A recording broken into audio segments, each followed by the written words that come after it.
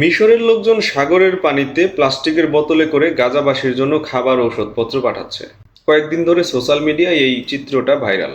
আমাদের আবেগী মুসলিম জনসংখ্যা সেইটাকে অত্যন্ত অ্যাপ্রিসিয়েট করছে এবং যথেষ্ট আবেগিত হয়ে গেছে। তারাও মনে মনে ভাবতেছে যে যদি আমাদেরও সাগর কানেকশন থাকতো তাহলে আমরাও পাঠাইতাম। এখন কথা হচ্ছে যে এইটার ভেতরে আমি কোনো আবেগ দেখি না। কারণ কি জানেন, বিশ্বে সামরিক সক্ষমতার দিক থেকে মিশরের অবস্থান 15 এবং ইসরায়েলের অবস্থান 18তম। যুদ্ধের বিমান বলেন, রিজার্ভ ফোর্স বলেন, তারপরে সৈনিক বলেন, বিভিন্ন ধরনের সামরিক সরঞ্জামাদি বলেন, সব দিক থেকে মিশরের অবস্থান ইসরায়েলের চেয়ে অনেক অনেক উপরে। মধ্যপ্রাচ্যে যদি সবচেয়ে শক্তিশালী কোনো রাষ্ট্র থেকে থাকে এখন পর্যন্ত সেইটা মিশর। অথচ মিশরের জনগণ সাগরের পানিতে প্লাস্টিকের বোতলে করে তারপরে খাবার পাঠাইতেছে গাজাবাসীর জন্য। দেখতে খুব আবেগের বিষয়, মানে খুবই সিম্প্যাথাইজড একটা জিনিস যে আহারে তারা সাগরের পানিতে তারপরে গাজাবাসীর জন্য খাবার পাঠাইতেছে। কথা হইতেছে যে কত হাজার বোতল সাগরে ভাসাইলে কয় পিস বোতল গাজায় গিয়ে পৌঁছাবে। এটা এক ধরনের খাবারের অপচয়, এক ধরনের তামাশা। আমি সব কিছুতে এত আবেগ খুঁজে পাই না। আমি মনে করি যে যদি সত্যি সত্যি গাজাবাসীর জন্য কিছু করার চিন্তা থাকতো তাহলে মিশরের জনগণ মিশরের সরকারকে চাপ দিত যে তারা যেন ইসরায়েলের প্রতি তাদের যেই অবস্থান সেটা জানান দেয়। কিন্তু সেটা তো করে নাই। ফিলিস্তিনের গাজাবাসী তারা না খেয়ে অর্ধাহারে অনাহারে দিনের পর দিন কাটাইতেছে। মৃত্যু, মানে মানুষ মারা যাইতেছে না খেয়ে।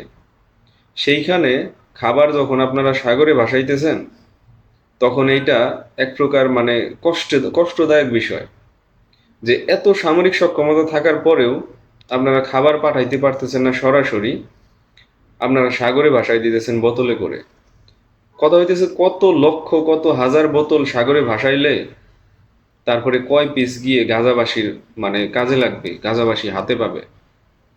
জাস্ট এইটা আমার কাছে একটা মিডিয়া ট্রায়াল মনে হয়। জাস্ট এটা একটা মানে কি বলে সিম্প্যাথি পাওয়ার মতো একটা বিষয় যে দেখো মিশরের জনগণ মিশরের মানুষ কত দয়ালু। কিন্তু বাস্তব কথা কি জানেন, এইটা হইতেছে এক ধরনের স্ট্যান্ডবাজি। এই স্ট্যান্ডবাজিতে গা ভাসায়েন না।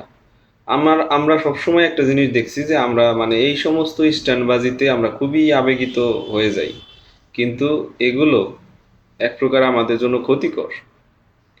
ইসরায়েলের যেই সক্ষমতা তার চেয়ে মিশরের সক্ষমতা অনেক বেশি।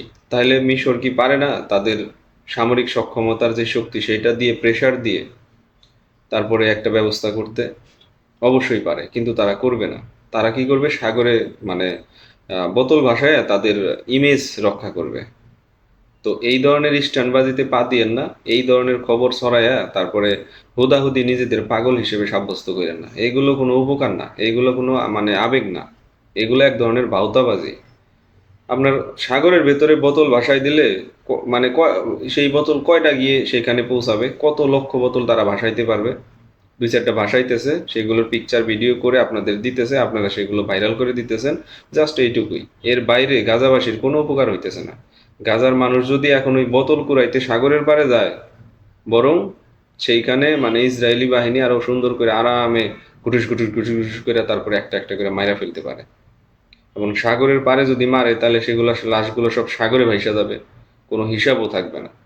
তো কথা হইতেছে যে এই ধরনের ফাইজলামি না কইরা যদি সত্যি সত্যি দয়া থাকে, গাজাবাসীর জন্য কিছু করার ইচ্ছা থাকে, তাহলে এই আপনার মিশরের মতো রাষ্ট্র চাইলে পারে করতে। তারা যেহেতু সেটা করতেছে না, তাদের এই সমস্ত ভাওতাবাজি স্ট্যান্ডবাজি আপনারা ভাইরাল করেন না। ভালো থাকেন।